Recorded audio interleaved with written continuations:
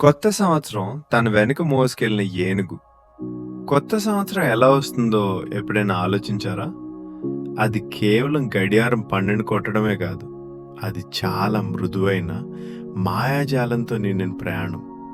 సంవత్సరం మారే క్షణాల ముందు ఎరు అనే మంచి మనసున్న ఒక ఏనుగు తన వెనుక మీద ఏదో వెచ్చగా భారంగా అనిపించుకుంది.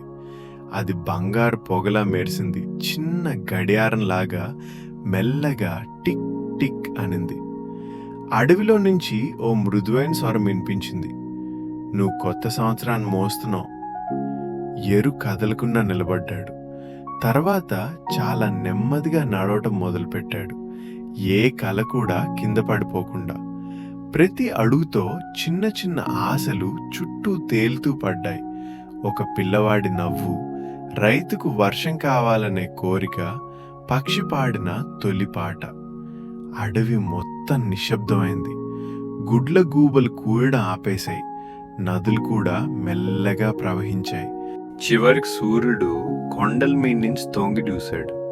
అప్పుడు మెరిసే కొత్త సంవత్సరం ఎరు వెనుక నుంచి దూకి ప్రతి ఇల్లు, ప్రతి హృదయంలోకి వెచ్చని వెలుగులా వ్యాపించింది.